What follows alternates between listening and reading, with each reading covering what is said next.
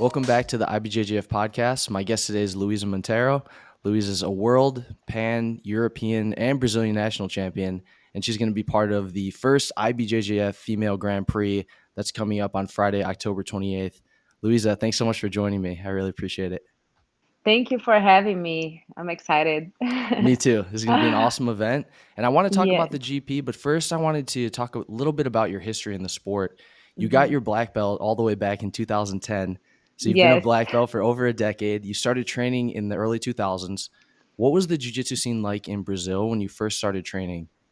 Oh, it was totally different. It was totally different. I didn't have like girls to train at all. Like I had one at that time. And so in some parts was good for me because it makes you more like resistant, to training the guys. But it's different, I really like to train with the girls. I think it's more like the reality, and it's good to see the growth of the sport. It's for me it's amazing to see a mat full of girls. I really like to train with girls. I like to teach girls. So yes, it was pretty different at that time. I think because I used to train with a lot of guys at that time, was like jiu-jitsu was more like tough, was more like the culture of the training was more like you gotta train hard all the time. So because of that, I think I have like old injuries. Nowadays we train smarter. So now I like more for sure. Jiu-jitsu looks very different now. It's grown so much. It's grown a lot for females Yes. too. What's the evolution of jiu-jitsu that you've seen from the time you started in Brazil up until now with the female demographic? Oh, it's a lot. Like now, we see girls like before, back in the days, uh, girls like used to play more guard. I don't know why, like, but the culture was there. Like girls like used to play more on bottom. I think this start changing around like 2011, 2012, that you start like seeing more girls like playing on top, playing like standing too. So now you can see like a bracket like full of girls. Back in the days when sometimes I used to have just one fight, just a final, or like just two, and this was like amazing. But now like we have like quarterfinals, like eight of finals, like it's different, and the techniques are different, I think, like, so it's really good for sure. It's been amazing to watch the evolution, and now you're going to be part of the Yeah. first ever female Grand Prix. So that's coming Uh-huh. up on Friday, October 28th on Flow Grappling. How did it hmm feel to be asked to participate in an event like that? For me, it's amazing, especially because it's the first ever. So it's special, for me, Jiu-Jitsu was always about something that, not just about the titles, but it's something that I want to build a legacy. I want to be an example. So be part of the first one. It's amazing. It's a pleasure for sure. So I'm sure that we're gonna both me and all the other three girls, we're gonna represent like really well for sure. So you have yourself, you have Maisa Bastos, Anna Mm-hmm. Rodriguez, Janaína Lebre. So I wanted Yes. to get your thoughts on each opponent. Let's start with Maisa. She's a three-time world champion. She Mm-hmm. won every major tournament she competed in this year, which was incredible. What are your thoughts on Maisa's game? She's amazing. She's super tough. I really like to watch her fighting. I never fought her because she's super light. Sometimes she's rooster, sometimes she fights light feather. So we never fought each other. So I'm really excited for this fight. I hope it can happen. It's the only one that I didn't fight yet. Let's talk My about Anna. She's a two-time world champion. She won her uh first title in 2021, came back about 6 months later, won her second world title this year. She's also mhm. been on fire. She's won so many Yes. major tournaments. What do you feel about Anna as a potential opponent? I really want to fight her too, you know. I think all of them, you know, they are like doing like really well.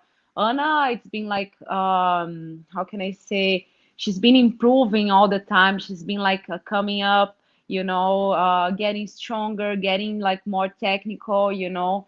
So we fought just once, and that's another fight that I really won, you know. So it was just one time that we fought, so it's gonna be exciting if it happens.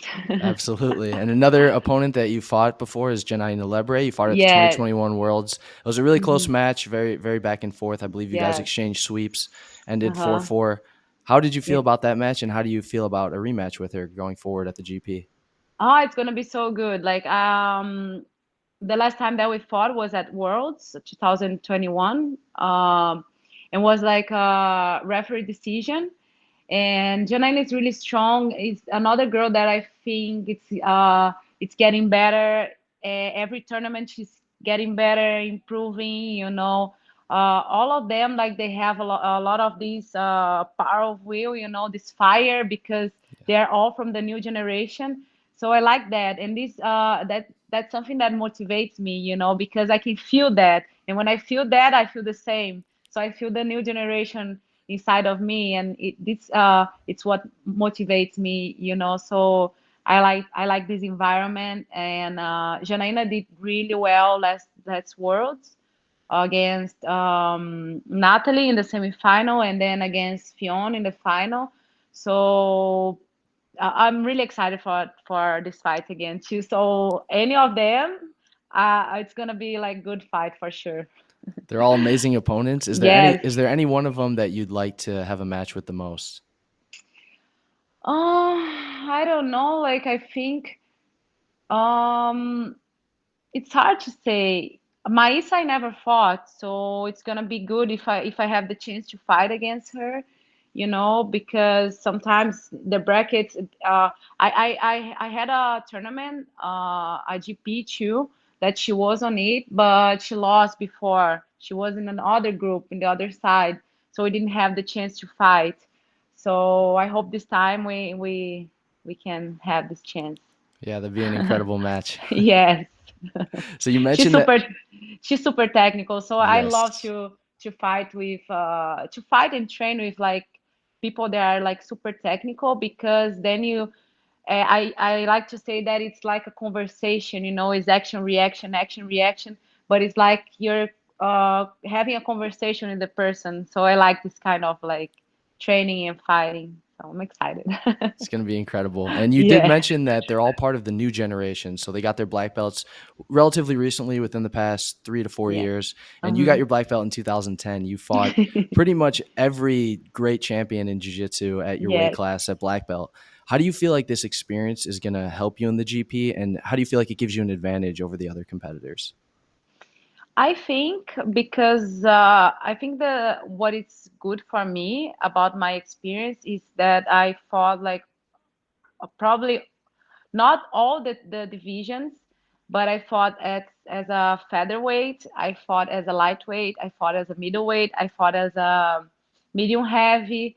I did all the most of the open class in the big tournaments like Europeans and Pans, Brasileiro, World. So for me, fight with small or like big girls, it's like I'm used to that, you know. So that's something that I think this experience, I think gives me more like technique, you know. I became more technical because it doesn't matter the size of the opponent. You gotta in the end of all, like you gotta be technical, you know, because if you're like just super strong and you fight against someone that is bigger and stronger, probably you're gonna lose. Or like if even like if you're like super strong and you fight against like small tiny technical girl, like it's not gonna work, you know. You gotta be like technical too. You gotta keep improving your game, know how to pass, not just like using strength, but like know how to deal with all the type of guards, you know, and play guard against like small girls that is totally different than like play guard against like big girls, like girls that like to stand up, like that you can like go inside. Usually small girls like they close themselves, like, and you don't have space. So I think because I did all these divisions, and I always like challenge myself to fight with all of the girls. I think that's something good for me. Yeah, you have all that experience in those all those weight classes against different body types, different Yes. games. And Mm-hmm. you have that same thing with your training at Atos. There's so many high-level training partners Yeah. there, all with different body types, different games, different weight classes. How do you Mm-hmm. feel like that day-to-day training experience with all those diverse training partners helps you in your preparation for tournaments as well? Mm-hmm. I think it's the same. Like for me, I was never like someone that choose a lot the training. Like, oh, I don't want to train with this person or I like to challenge myself against all the type of games and sizes, because then you can build like different games, like you can know where you have to get better, or like people that know how to kill your game, and then you gotta start like doing something different for one side or for another. So at Atos, like I have a lot of like different people to train, and my way to think in the training is the same in the tournament. So that's why it doesn't make that difference if I am like 135 or like 145 and fight in the medium heavy, or like to do the open class, because I'm used to that. I do this every day in the training. So that's something that makes me feel like prepared for everything. And what has your training routine been like? You mentioned earlier that it's changed quite a bit over the years. Maybe back in the day, it was just training hard. Now you're Hmm. training smarter. What does your preparation for a tournament in 2022 look like? And how has that changed from back when you first got your black belt in 2010? Before, I think uh, it's that's something that is. I think I like to say that it's necessary for like lower belts. You gotta have that time frame that you train a lot. That you get like overtraining. You gotta leave that for sure. But now, like, it's not. I don't think it's something smart. Because I already like build my technique and everything. So I used to do like 2 or 3 trainings per day. I used to train Sunday, Saturday, But I think that was something that was like really rough for my body. And now I like to train jiu-jitsu just once in the day. And when I go there, I make sure that like I do everything that I have to do. I give my best, I challenge myself, I do all the rounds. And then like I like to do cardio and like do strength conditioning, which is like I don't do like too much different things. I like basically like to do like pull-ups and squats and deadlifts, and that's it. You know, that's something that it's about the experience too. I know what works for me now. So that's what I like to do. Some tournaments I don't like to work out at all. I like just to train jiu-jitsu. It depends on the weight class that I'm doing. So when I feel like I'm gonna do like open class, then I feel like that I need to get strong. But when I do like lightweight, I like to focus more on jiu-jitsu, on my technique, on my speedness, and it depends. So we talked a lot about how you got your black belt in 2010. You've had such a long career at black belt, Hmm. and nowadays there's more people than ever that are trying to make a career out of jiu-jitsu as an athlete and really trying to do this full time and compete professionally. And you've done it pretty much longer than anyone. So what advice would you give to someone who's an aspiring professional competitor who wants to have a career that's a decade long like you've had? I think I I do that because I love, like I love to train, but I love to fight. I love to compete. So I was training, but I was just I think like I was kind of feeling, that something was about to happen because I was traveling. I was like in a camp, but I was all the time like I need to go to the open mat. I need to go to the open mat. I need to train, you know. And I remember that Bruno Malfacini was there. And he was like, "Why you're training like that? You know, like you're not gonna compete." And I was like, "I know I'm not gonna compete, but like I feel like I need to, you know."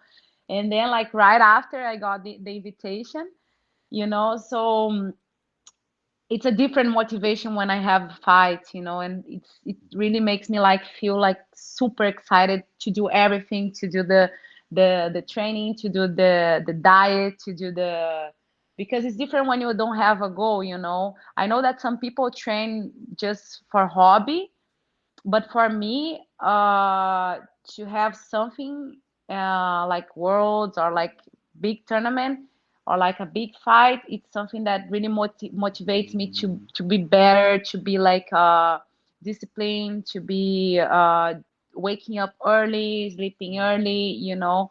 So I think I've been training all this time. It's hard to give a advice because I do this because I like, you know, I love to do that, you know. It's gonna be hard for me to stop, you know. I know that now I feel like more pain in my body for sure, but I wanna go as more as I can until like the girls like start like beating me. When I feel like they are beating me and they are like killing my game and everything, and then I will say like, okay, I'm gonna stop, you know.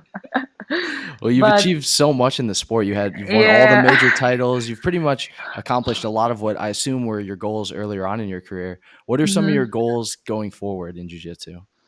I think it's not more about the titles, you know. It's not no more about the like worlds. It's like I love to do it, you know. For sure, I'm gonna be there next year. But my goals this year it's to fight all the big tournaments as a lightweight, you know. And then I think maybe I will stop to do IBJJF big tournaments if I win everything. That's my goal. And but I think I'm gonna keep like doing super fights and like GPs and all these big events, you know. Hopefully, I'm gonna keep fighting and no gi. I used to say that okay, then I go to the no gi, but I don't think so. You know, that's not something that I enjoy really. You know, I try to do like, but the camp for me to do like a fight, the no gi is so suffering. You know, like it's not something that I enjoy, you know, because for me, jiu-jitsu in the gi, it's something that I like to do, you know, and for me to be able to succeed, I need to be happy doing what I'm doing, you know. So I think I'm gonna keep fighting, you know, super fights, GPs, but next year I want to do the hopefully the Grand Slam, you know, like Europeans, Brasileiro, Pan Ams and Worlds, and then stop. The big ones. That's incredible. Well, Louisa, thank you so much for your time today. I really appreciate it. We can't wait to watch you Uh, compete at the Grand Prix. Did you have any final message you wanted to leave to the listeners? I think just don't miss it. You know, it's gonna be so good. It's gonna be exciting. We're gonna do like really good matches. I'm sure about that. Like, you know, like everybody knows that girls like go crazy. You know, we fight hard, and we're gonna have the guys too, medium heavy. So I'm excited for that. You know, so don't miss out. Definitely make sure you catch that event. It's on going to be on Yes. flowgrappling.com Friday, October 28th. We have the female GP, the male Hmm. medium heavy GP, and then we also have two super fights. So, Louisa, thank you again for your time. I really appreciate it. Thanks, everyone, for listening. We'll see you guys soon for another episode. Thank you so much.